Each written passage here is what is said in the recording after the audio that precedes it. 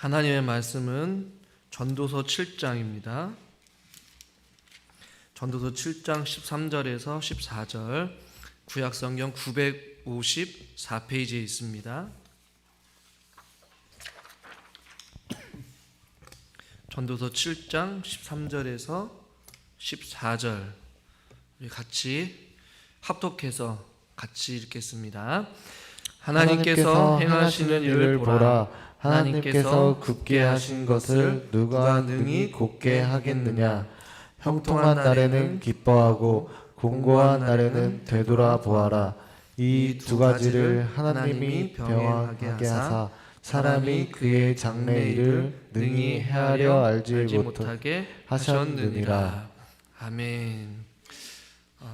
우리 여러분들 옆에 있는 분들과 같이 인사합시다. 오늘이 제일 사랑스럽습니다. 오늘이 제일 멋있습니다. 한번 인사합시다.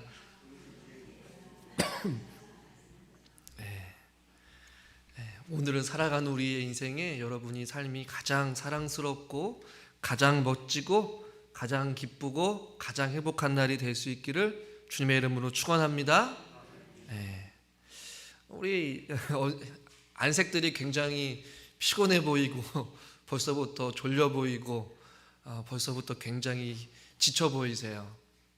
제가 왜 이런 인사를 했냐면 서로의 얼굴을 마주보고 또 대하고 이렇게 대면해서 예배를 드리는 것이 우리의 인생에 가장 기쁘고 복되고 행복한 날이 될 수 있기를 간절히 주님의 이름으로 축원합니다. 지난 시간에 이어서 고통에 대한 바른 관점에 대해서 우리가 말씀을 살펴볼 건데요. 우리의 삶의 지난주 말씀을 좀 요약해 보면 저와 여러분의 인생길은 항상 평탄하고 혹은 탄탄대로 형통한 날만 있는 것이 아니라 오늘 본문과 같이 공고한 날이 있다. 그 공고한 날을 길로 표현하면 굽어 있다.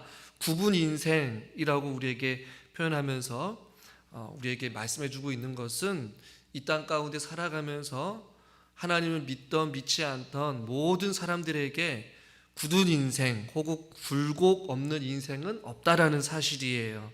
형통한 날이 있으면 공고한 날이 있고, 기쁜 날이 있으면 슬픈 날이 있고, 행복한 날이 있으면 또 고통스러운 날이 있다라는 것을 하나님께서는 우리에게 말씀해 주셨어요. 그리고 그 고통의 날 혹은 기쁨의 날을 주시는 분이 과연 누구냐? 어떤 인간의 노력에 의해서 행복해질 수 있지 않느냐?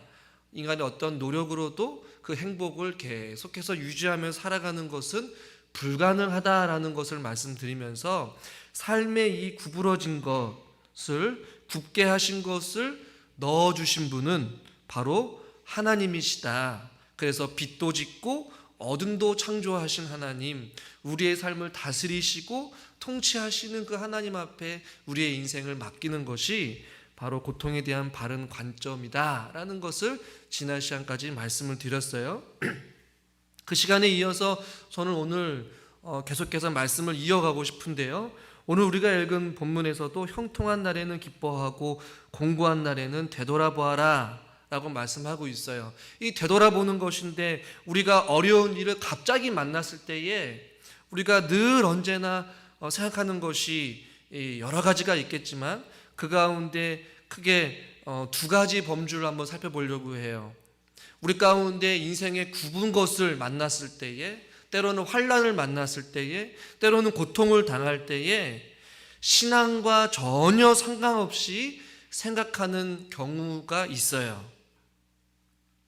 이것은 사람의 어떠한 부주의에 의해서 혹은 우리가 개인적으로 관리를 소홀히 해서 혹은 우리의 어떤 연약함과 실수로 인하여서 생기는 일이다라고 그 문제를 해석하는 사람들이 있어요.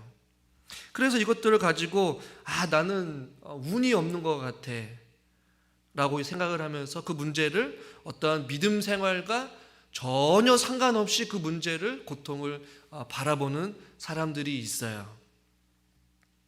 그리고 어떤 사람들은 이것은 하나님의 징벌이다, 하나님의 책망이다, 혹은 하나님의 심판이다라고 단정지어서 생각하는 경우들도 있어요. 물론 어떤 우리 인간에 일어나는 우연이든 우연이 아니든지 간에 우리가 생각할 때 갑작스럽게 찾아오는 어떤 환난과 문제를 당했을 때에 모든 문제들을 어떠한 믿음과 신앙의 관점에서 바라보고 생각하고 그 문제를 극복하는 것은 굉장히 바람직한 태도예요. 그러나 그 가운데에 모든 일들이 우리에게 일어나는 당혹스럽고 갑작스러운 환난과 아픔이나 질병이 모두 다가 하나님의 어떠한 책망과 심판 혹은 징벌로만 생각하는 것은 조금 위험함이 있다라는 것이에요. 그러나 정말로 신실한 사람들은 그 모든 문제들을 믿음의 눈으로 바라보니까 이것은 나에게 일어난 일들은 하나님께서 나에게 보내주신 책망이야 벌이야 라고만 단정지어서 생각을 하는 경우들이 참 많이 있다라는 것이에요. 넓은 범주에서 보면 우리에게 벌어지는 크고 작은 모든 일들은 결코 우연이 없어요.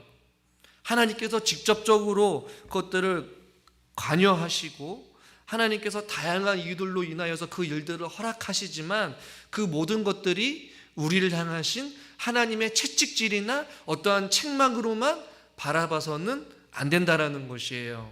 왜냐하면 성경을 통해서 우리가 알 수 있듯이 어떠한 우리의 죄와는 상관없이 하나님이 우리에게 주어지는 어떠한 사건들이나 어떠한 일들도 있기 때문에 그렇다는 것이에요. 성경에서 그래서 이 두 가지를 다 말씀하고 있어요. 첫 번째로는 이 죄와 상관없이 사람들 우리들의 인생길 가운데에 굽은 것 혹은 환난과 아픔과 질병을 우리에게 주시는 경우들이 있어요. 하나에 찾아보기 쉬운 예로 이 욥의 경우를 보면 욥은 당대의 의인이었어요. 하나님을 섬기는 신실한 사람이었어요. 경건한 사람이었어요. 그런데 사단이 그 욥을 시험하려고 하나님의 허락하에 사단이 욥을 공격하는 경우는 어떤 죄와는 상관없이 그에게 펼쳐지는 수많은 어려움이 있었잖아요. 재산을 다 쓸어버리게 되고 또한 그의 자녀까지도 죽음을 맞이하게 되고 그의 몸에 욕창이 일어난 것은 신앙생활의 관점에서 봤을 때 그가 어떤 특정한 죄를 지어서 하나님께서 내뱉는 어떠한 진노의 책짓질이나 어떠한 심판이나 징벌로 부여한 것이 아니라 하나님이 허락하에 사단이 주는 공격으로부터 죄와는 상관없는 어떤 어려움을 당하고 있는 것이 어떻게 보면 욥의 경우인 것이에요.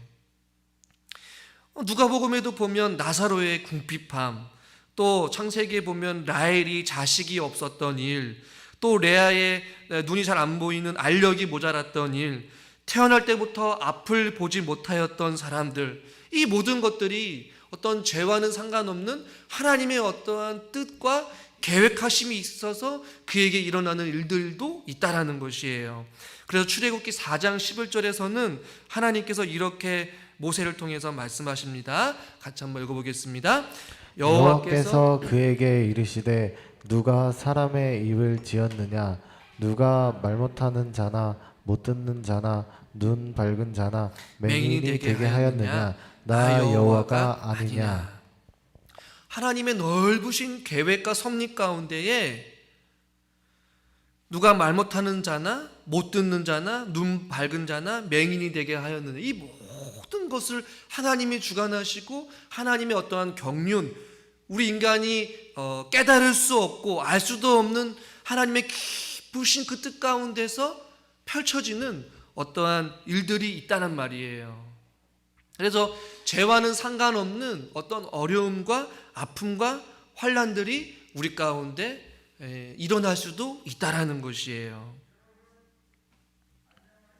이 탈무드라는 그 경언에 보면 이런 이야기가 있어요. 사단은 혹은 악마가 바빠서 사람을 찾아다닐 수 없을 때에는 이 수를 대신 보낸다라는 탈무드 경언이 있었어요. 이것은 무엇이냐면 비유적인 표현인데 이 사단이 너무나도 사람들을 찾아가서 유혹하고 넘어뜨려야 되는데 바쁘다 보니까 자기가 가기 대신 그냥 수를 보내서 그 사람들을 넘어뜨리고 포기하고 자꾸만 하나님과 멀어지게 하는 수단과 방법을 다 동원한다는 얘기예요. 죄와 상관없이 사단이 우리들의 삶에 있어서 하나님과 우리의 관계를 끊어뜨리려고, 멀게 하려고 자꾸만 우리들로 하여금 시험에 들게 하고 넘어지게 하고, 때로는 심지어 질병을 허락하기도 하고, 때로는 환난을 주기도 하고 아픔을 주기도 한다라는 것이에요.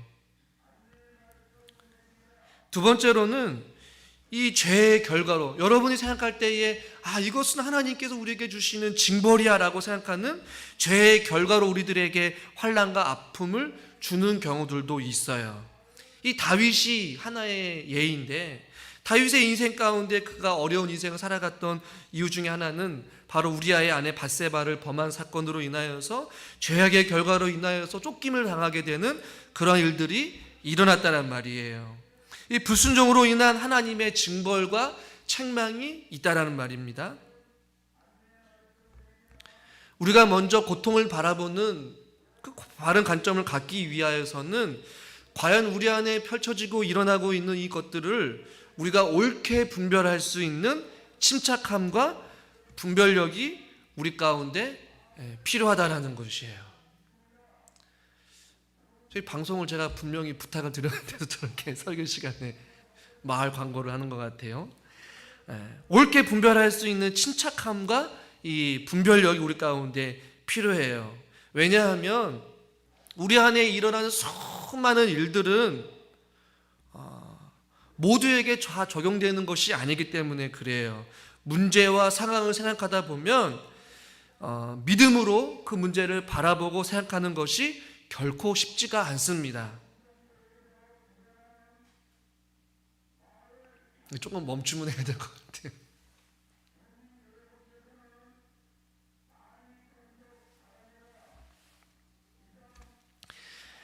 우리가 문제와 상황을 생각하다 보면 왜 믿음으로 생각하기가 어렵냐면, 먼저 그 일이 일어났을 때에 남을 탓하거나 원망하기가 쉽기 때문에 그래요. 그리고 그 문제 앞에서 마음이 분산되거나 무너지기도 합니다.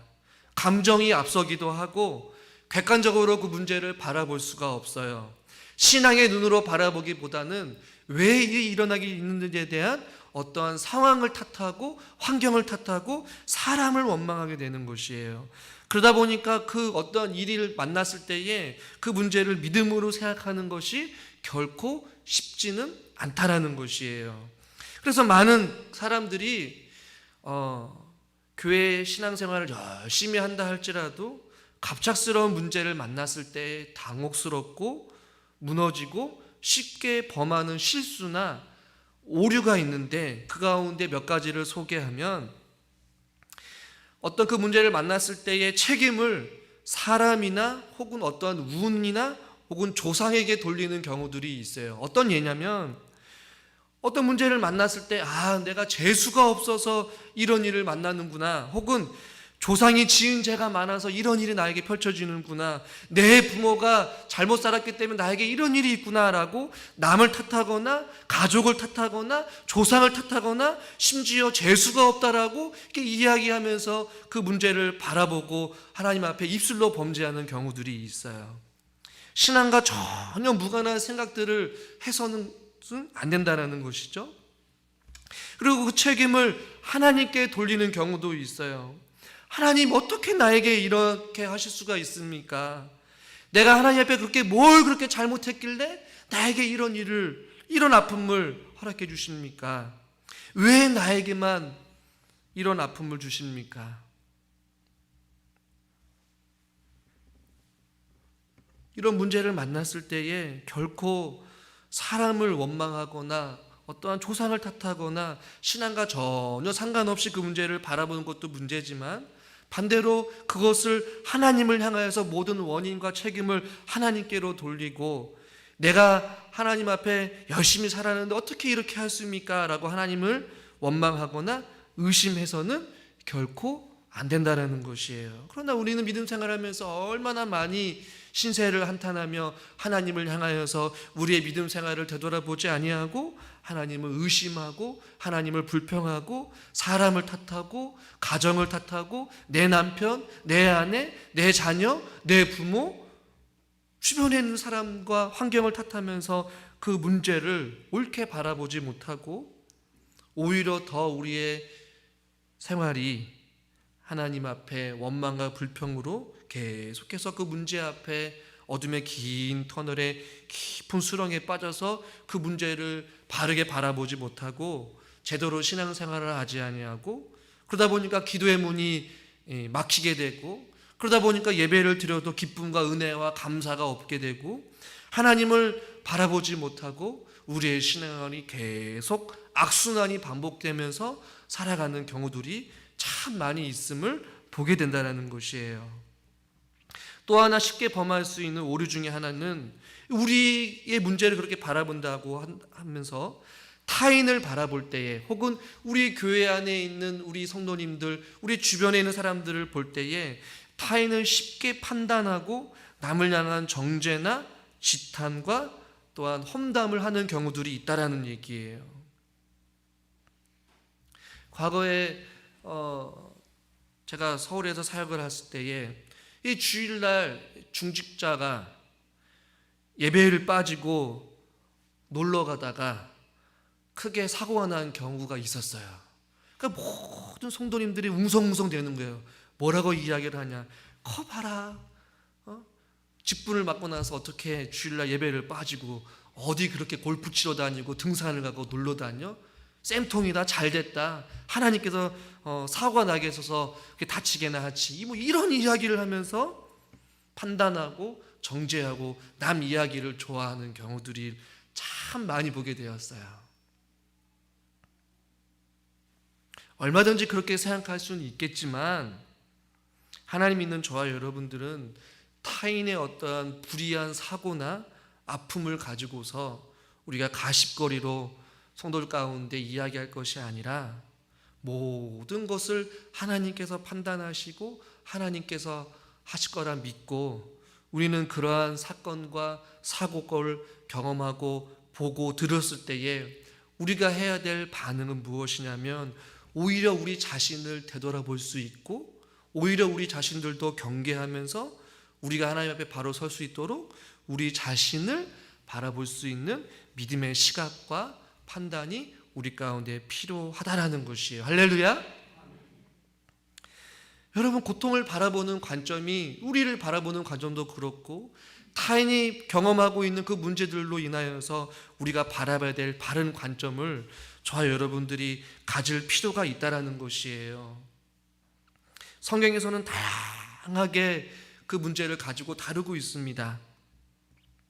설교 시간을 통해 다 다룰 수는 없지만 우리들이 기억해야 될 것은, 우리 아니던 타인이건 누군지 간에 우리 안에 있는 생각지도 못했던 어떤 일들을 경험할 때에 우리들이 해야 될 것은 그 문제를 믿음의 눈으로 바라볼 수 있는 분별력과, 또한 하나님 안에서 그 문제가 어떻게 찾아왔는지에 대한 의문을 가지고 주님 앞으로 나아가는 것이 우리에게 첫 번째 고통의 문제를 바라보는 바른 처세라는 것을 여러분들이 기억할 수 있기를 주님의 이름으로 간절히 축원합니다. 다음으로 살펴볼 것은 우리가 13절 말씀을 다시 한번 읽어보도록 하겠습니다. 13절 말씀입니다. 하나님께서 행하시는 일을 보라. 하나님께서 굽게 하신 것을 누가 능히 곱게 하겠느냐. 아멘. 다음으로 생각해 볼 것은 무엇이냐면, 오늘 13절에 보니까 하나님께서 굽게 하셨다라는 표현이에요. 하나님께서 굽게 하셨는데 이 굽게 하신 것을 하나님께서 어떻게 하시느냐, 그 굽은 것을 통하여서 저와 여러분들에게 반드시 말씀하시고자 하는 뜻이 있다라는 것이에요. 그런데 이 굽은 것을 하나님께서 때로는 그냥 묵인하시거나 그냥 내버려 두는 경우가 있어요. 하나님의 자녀들이 고통 가운데 있고 아픔 가운데 있고 상처 가운데 있고 눈물을 흘리면서 주저앉아 있는 그 자녀를 봤을 때에 하나님의 마음이 얼마나 안타깝고 얼마나 안타까우면서도 얼마나 슬프시겠어요. 여러분의 자녀들이 아프면 여러분의 마음이 찢어지듯이 하나님께서도 주님의 피값으로 우리를 구원해 주신 그의 자녀들이 아파하고 눈물을 흘리며 고통 가운데 있는 것을 하나님께서는 분명히 마음 아파하실 거란 말이에요. 그런데 하나님께서는 그 고통의 현장 가운데서, 그 아픔의 현장 가운데서 바로 건져내어 주시거나 달려가서 그를 고통 가운데서 끌어내 주시거나 안아주시거나 하셔야 되는데, 즉각 혹은 즉시 그것을 바로 꺼내 주시거나 건져내어 주지 않는 경우들이 있어요. 때로는 고통 가운데에, 아픔 가운데에, 슬픔 가운데에, 그냥 눈물을 흘리는 가운데에, 그냥 주저앉아 있는 가운데 그냥 내버려 두시거나 묵인하시는 경우가 있다라는 것이에요. 예를 들어보면 여러분 요셉을 보십시오. 성경에서는 요셉은 항상 하나님이 그의 삶을 형통케 하셨다라고 이야기는 하지만 요셉의 삶은 억울함의 연속이었어요. 그의 형들로부터 깊은 구덩이에 빠지기도 하였고 노예로 팔려가기도 했어요. 그런데 그 노예로 생활을 하다가 억울하게 감옥 생활을 하게 되지 않았겠습니까? 여러분 보십시오. 아무런 이유도 없이 억울하게 감옥 생활을 하게 되는 요셉이었지만 하나님께서 그 감옥 생활을 하면서 요셉을 바로 꺼내주셨습니까? 아니에요. 하나님은 그 요셉의 인생 가운데 감옥이라는 그러한 삶이 제약되어 있는 그 공간에서 요셉을 2년이라는 시간 동안 감옥에 그냥 두셨어요. 왜 그 굽은 인생길을 하나님께서 요셉에게 그냥 두셨을까요?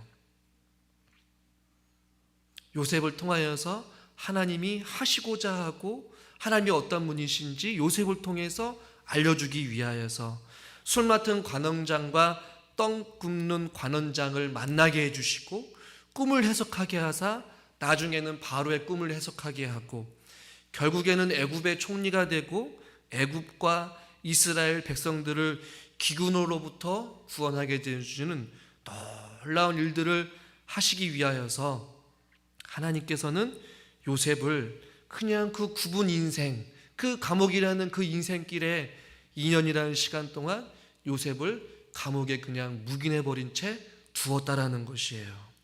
여러분 다니엘은 어떻습니까? 사자굴에서 바로 꺼내주지 않았어요. 왜 하나님께서는 하루라는 시간은 그냥 사자굴에 두었을까? 여러분 궁금하지 않습니까? 말씀을 잘 보시면 나중에 그 다리오 왕이 그것을 통하여서 하나님이 다니엘과 함께 하심을 보게 돼요. 그리고 사자의 입에서 벗어나게 하신 그 하나님, 다니엘이 믿고 그와 함께 했던 사자굴의 사자의 입에서도 그를 보호하시고 벗어나게 하신 그 하나님을 나타나시기 위하여서 다니엘을 바로 사자굴에서 꺼내주신 것이 아니라 하루라는 시간을 사자굴에 그냥 두었다가 하나님께서 그 다음날 꺼내주신 것을 보게 돼요. 하루가 되었던, 이틀이 되었던, 3일이 되었던, 2년이 되었던 어떤 기간이 중요하지 않다라는 것이에요. 그러나 분명한 것은 하나님께서 우리들로 하여금 고통 가운데, 환난 가운데 그냥 묵인해버린 채 그냥 두는 경우는 그것을 통하여서 그의 자녀들이 고통스러워하고 아파하고 그냥 내버려 두는 것이 아니라 그것을 통하여서 하나님의 살아계심을 보여주는 경우도 있고 하나님이 어떤 분이신지 알려주기 위한 것도 있고 그 고난의 현장 가운데서 우리가 믿는 하나님이 어떻게 일하신지를 우리에게 깨달아 알게 하기 위하여서 그냥 고통의 현장 가운데에 파도의 한복판에 우리를 그냥 묵인해버린 채 두는 경우도 있다라는 것이에요. 그렇기 때문에 여러분 고통의 한복판에 파도의 한복판에 여러분들이 휩싸여서 여러분의 인생길이 계속해서 굽은 길이고 오르막길이고 가시밭길이다 할지라도 여러분 잊지 마십시오. 그것을 통하여서 하나님께서 여러분들에게 하나님이 어떤 분이신지 또 그것을 통하여서 반드시 깨달아 알게 하실 줄 믿습니다. 또한 하나님께서 그냥 묵인해버린 채 내버려두는 경우가 있는데 그것은 어떠한 경우냐면 인간의 완악하고 고집스러움을 깨달아 알게 하기 위하여서 그냥 내버려두는 경우도 있어요. 여러분 자녀를 키우다 보면 아마 여러분 손주도 키우다 보면 자녀들이 땡깡을 피우고 갑작스럽게 막 땅바닥에 주저앉아서 막 울고 있을 때에 가장 지혜로운 방법은 그냥 내버려 두는 것이에요. 그 울음이 그칠 때까지요. 시편 81편 11절 12절 말씀을 우리 한번 같이 봉독하겠습니다. 내 백성이 내 소리를 듣지 아니하며 이스라엘이 나를 원하지 아니하였도다. 그러므로 12절 안 돼 있나요? 12절 그러므로 내가 그의 마음을 완악한 대로 버려두어 그의 임의대로 행하게 하였도라. 로마서 1장 28절도 한번 같이 한번 읽겠습니다. 또한 그들이 마음에 하나님 두기를 싫어하며 하나님께서 그들을 그 상실한 마음대로 내버려 두사 합당하지 못한 일을 하게 하셨으니. 하나님을 마음에 두기를 싫어하는 자들을 하나님께서 그냥 그 상실한 마음대로 그냥 내버려 두셨다라고 표현하고 있어요. 자기 고집을 꺾지 아니하고 자기 마음대로 살아가는 자들을 향하여서 하나님께서는 그냥 그 고통의 현장 가운데 그냥 내버려 둔다라는 것이에요. 왜요? 인간의 완악함, 인간의 그 고집스러움을 보여주기 위하여서 가만히 내버려 둔다라는 것이에요. 하나님께서는 굽은 것을 우리에게 주시는데 이렇게 그냥 내버려 두시면서 하나님이 하나님 되심을 깨달아 알게 하시기도 하고 인간의 고집스러움과 또 인간이 깨닫지 못함을 인간의 어리석음을 보여주기 위하여서 하나님께서는 그냥 내버려 두시는 경우들도 있다라는 것이에요. 그리고 하나님께서 굽은 것을 저와 여러분들에게 넣었을 때에 하나님께서는 반드시 어떠한 한계를 정하시고 우리에게 굽은 것을 주신다라는 것입니다. 욥기서 1장 12절에 보면 하나님께서 욥에게 사단의 허락하에 어떠한 아픔과 환난을 주시는데 하나님께서 분명한 한계를 정하시고 사단에게 그것을 허락하세요. 욥기서 1장 12절 같이 한번 읽어보겠습니다. 여호와께서 사탄에게 이르시되 내가 그의 소유물을 다 내 손에 맡기노라. 다만 그의 몸에는 내 손을 대지 말지니 사탄이 곧 여호와 앞에서 물러가리라. 하나님께서 어떠한 고통과 고난을 허락하실 때에 사단에게 그의 모든 소유물을 다 손에 맡기지만 그러나 그의 몸에는 혹은 그의 생명에는 손을 대지 말아라 라고 말씀하고 있어요. 이것을 통해서 우리가 알 수 있는 것은 무엇이냐면 하나님께서 저와 여러분들에게 형통한 날도 주시지만 공고한 날도 주시잖아요. 그 공고한 날, 그 아픔의 날을 주시는 데에 하나님께서 분명하게 어느 정도의 어떠한 한계점과 제한을 두시고 우리에게 그런 고통과 고난을 주신다는 것이에요. 사랑하는 자녀를 가만히 죽을 때까지 내버려 두는 부모가 어디 있겠습니까? 하나님께서 성경을 보면 때로는 이스라엘 백성들을 불순종하고 우상 숭배하는 이스라엘 백성들을 책망하고 고집을 피울 때에 책망하시고 때리시고 아프시게 하시고 상처를 주셔도 하나님께서는 여전히 이스라엘 백성들을 사랑해 주셨어요.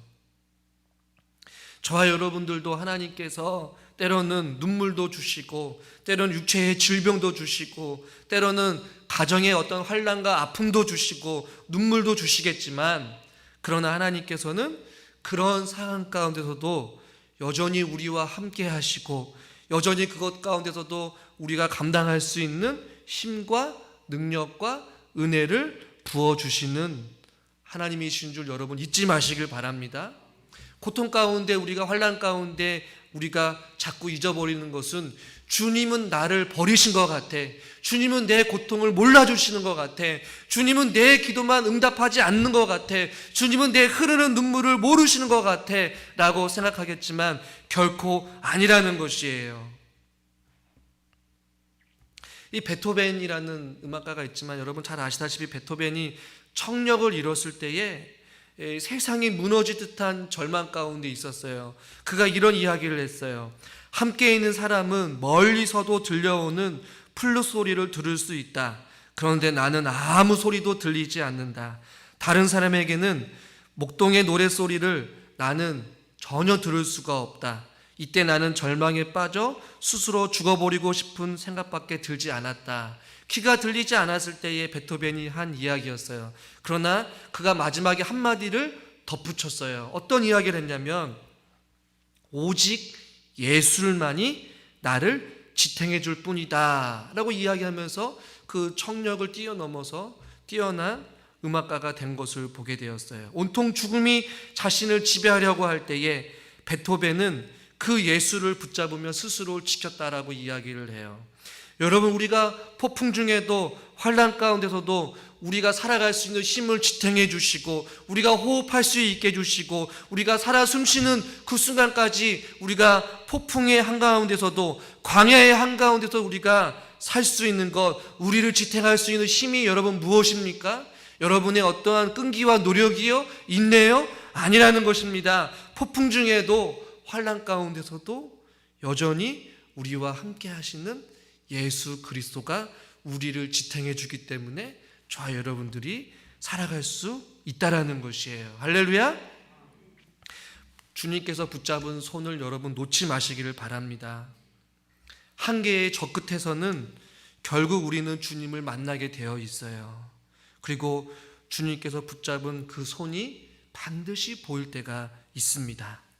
우리가 두 손 두 발 다 들고 항복할 때에 그제서야 우리는 우리의 힘으로 아무것도 할 수 없다라는 것을 깨닫고 하나님을 찾고 의지하고 간구하게 되는 것이에요. 때로는 하나님께서 저와 여러분들을 거칠게 몰아붙일 때도 있고 감당할 수 없을 만큼 우리를 인생의 코너길로 낭떠러지의 길로 우리를 몰고 갈 수도 있어요. 그러나 그 끝은 절망이 아닙니다. 그 끝은 좌절이 아닙니다. 그 끝은 실패가 아닙니다. 그 끝에는 우리 하나님이 두 팔 벌려서 우리를 기다리고 계시다라는 것이에요. 여러분, 고통을 바라보는 바른 관점은 여기에 있습니다.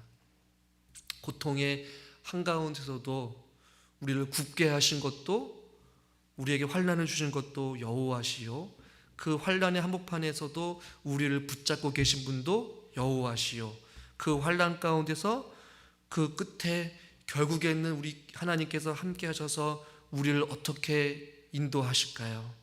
로마서 8장 28절 여러분 잘 아시는 말씀인데 우리 같이 한번 합독해서 읽읍시다. 우리가 알거니와 하나님을 사랑하는 자 곧 그의 뜻대로 부르심을 입은 자들에게는 모든 것이 협력하여 선을 이루느니라. 할렐루야. 고난의 그 끝에는 결국에는 하나님께서 그 굽은 것을 우리에게 넣어주셨지만 결국에는 하나님을 위하는 쪽 선을 이루려 하시는 하나님의 선하신 계획과 결말을 우리는 보게 될 것입니다. 여러분, 요셉의 인생을 다시 한 번 더 또 말씀을 이어서 말씀드리면 요셉은 형들로부터 버림을 당하게 되었고 억울한 옥살이를 하였지만 결국에는 애굽의 총리가 되었어요. 그리고 그의 형제들을 다시 상봉하게 됐을 때에 요셉과 형들을 대면했을 때에 요셉은 형들을 향하여서 무엇이라고 말씀하겠을까요? 창세기 50장 20절 우리 한번 같이 한번 읽어보겠습니다. 당신들은 나를 해하려 하였으나 하나님은 그것을 선으로 바꾸사 오늘과 같이 많은 백성의 생명을 구원하게 하시려 하셨나니. 할렐루야. 지금 당하고 있는 어떤 환난과 아픔이 하나님께서 나를 해하시려고 혹은 하나님께서 나를 고통스럽게 하시려고 생각하는 것 같지만 결국에는 하나님께서는 합력하여서 선을 이룸으로 말미암아 저와 여러분들의 삶을 통하여서 결국에는 해피엔딩으로 결론을 내리시는 하나님의 선하신 계획과 뜻이 우리들을 기다리고 있다라는 사실을 여러분 믿으시길 바랍니다. 우리의 인생이 공고한 것 같고 힘들어하는 인생이라 할지라도 결국에는 그 굽은 것이 우리에게는 은혜인 줄 알고 깨달을 날이 반드시 올 것입니다.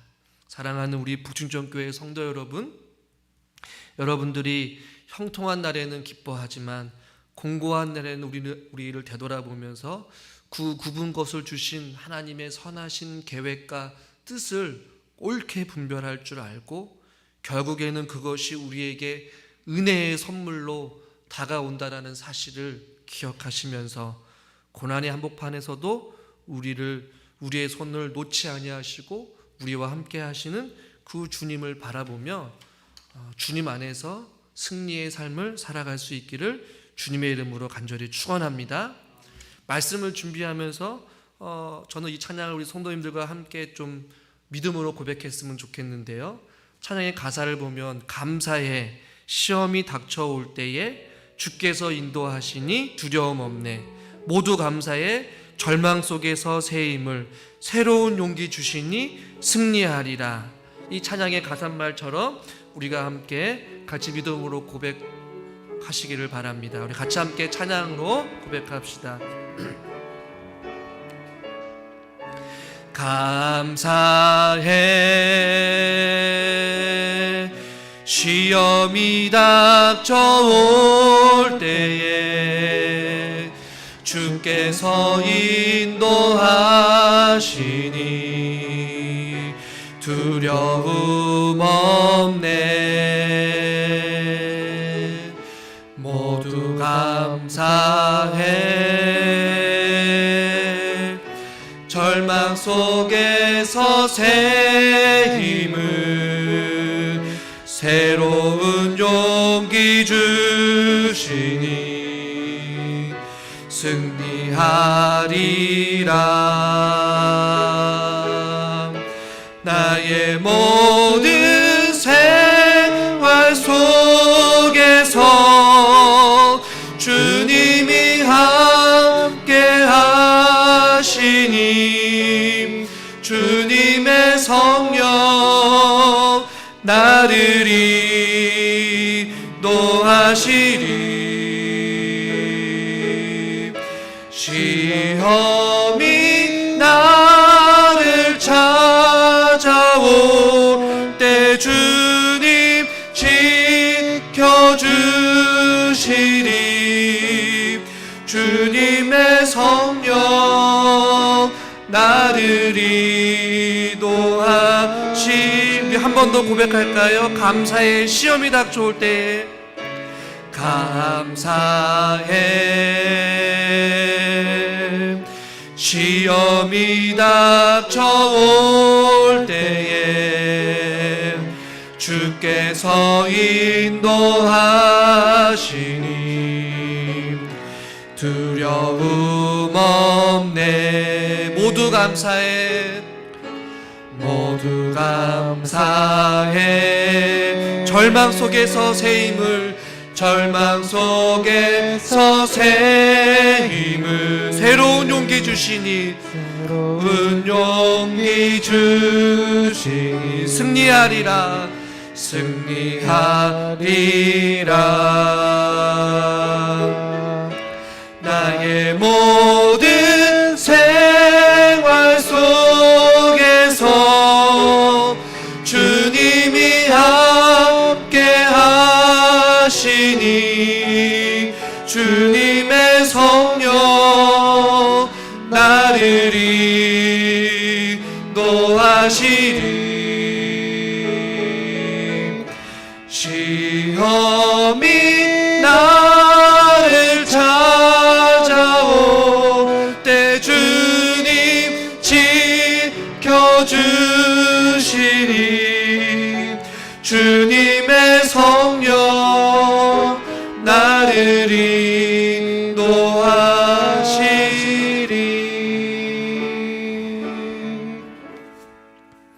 기도하겠습니다. 하나님 아버지, 고통이 우리 가운데 찾아온다 할지라도 우리가 찬양으로 고백했던 것과 같이 감사하게 하여 주시옵소서. 시험이 닥쳐올 때에 주께서 인도하시니 두려움 없습니다.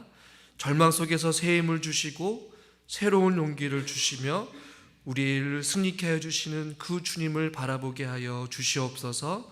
우리의 모든 생활 속에서 주님이 함께 하시고 주님의 성령이 나를 인도하시니 환난 가운데서도 공고한 날에서도 우리가 하나님을 원망하거나 주변을 원망하거나 또 우리 주변에 있는 사람들을 원망하는 것이 아니라 믿음의 눈으로 주님을 바라보게 하여 주시옵시고, 또한 우리를 끝까지 포기하지 아니하시고 우리를 붙잡고 계시는 그 주님의 능력의 손을 우리가 바라보게 하여 주시옵소서.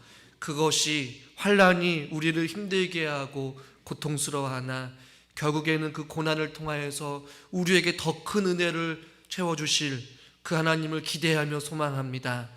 우리의 인생은 하나님 손에 달려있음을 주님 앞에 믿음으로 고백합니다.